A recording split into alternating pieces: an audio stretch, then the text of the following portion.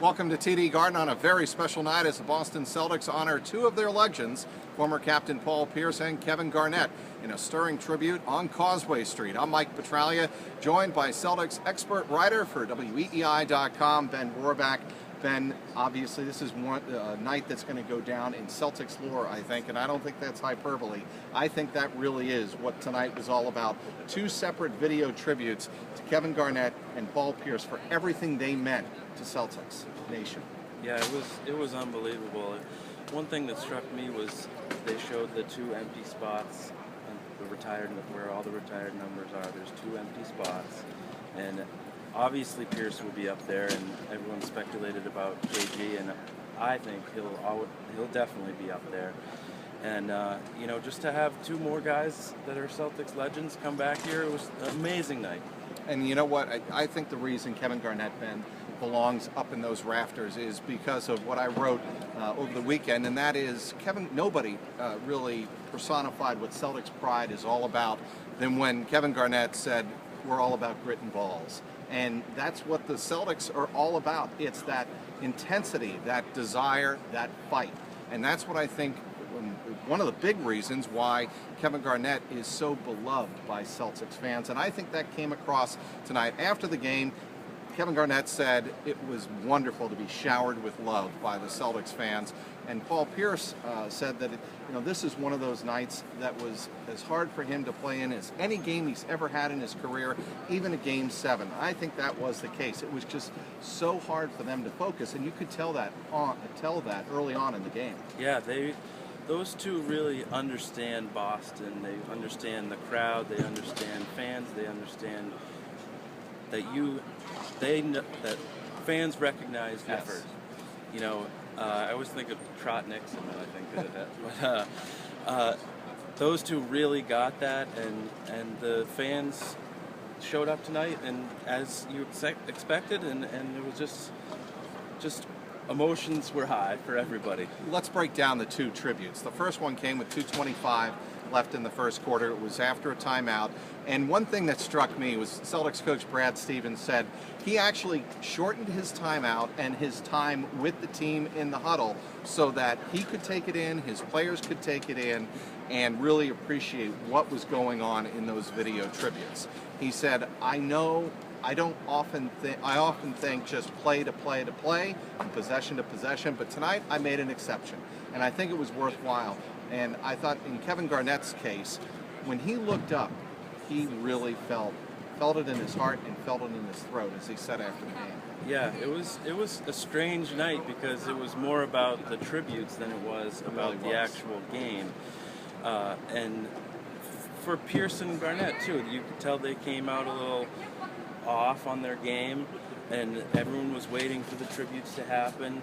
And when they did, the emotions really came out of those guys. I think Pierce said he almost cried, and KG said he almost did too. So, yeah, it was just an amazing job by the Celtics capturing that. They've done it well for Perkins and those guys, but this was an even bigger night, and they nailed it. They really did, and for Pierce and Garnett to talk after the game about how much it meant for them in their careers to come back here. They probably will never have another moment like this in the rest of their careers because Boston is something special and they know it. Now, on to another matter, and you were in the Celtics locker room after the game. Paul Pierce was asked after the game whether or not he thought his successor as captain of the Celtics, Rajon Rondo, is ready to be a leader of these Celtics, a true leader through good times and in bad. And Paul Pierce said, yeah, I think he is ready. But after the game, you were in the locker room with Rajon Rondo, and he wasn't exactly verbose, was he? No. Jay King actually had the balls to ask him if he saw any comparison between himself at age 27 and Paul Pierce in terms of maturity. Right.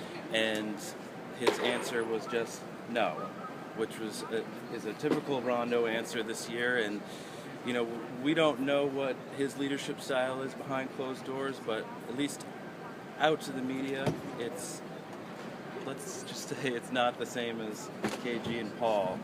He's not taking on that leadership role in the media. Right, and the media responsibility is a significant one in Boston, but I think to your point, and I think it's an excellent one, we have no idea what goes on behind closed doors, and I don't think Danny Ainge would be assigning him the captaincy if it wasn't for the fact that he thought that Rondo wouldn't embrace the role of leader behind closed doors. And if you watch Rondo on the court, he is certainly vocal, and he directs people left and right, and he wants people in the right place at the right time, and I think that's what Ainge sees in Rondo as a potential leader on this team. Yeah, Coach Stevens has said the same thing, and his teammates have said the same thing about him showing up, early before training camp, inviting everyone to his house, doing those sorts of things behind closed doors, and that says a lot about him. If he continues to have this relationship with Coach Stevens going forward, and his teammates obviously respect him. Avery Bradley raves about him every chance he can get. So maybe it is there, but there, like you said, there is something to coming out in the media, answering all the questions so that your teammates don't have to. That's another thing, that people think that the media makes too much big deal about it, but it is something. We are the conduit, of course, from the players to the fans, and we're ideally, maybe somebody should explain this to Rajan if they haven't already. We are trying to make it easier for the players as the conduit to get their message across to the fans. Some players feel, honestly, they don't need the media to do that job. They know that the fans are going to love them for their actions on the court, not their words after the game. And rightfully so.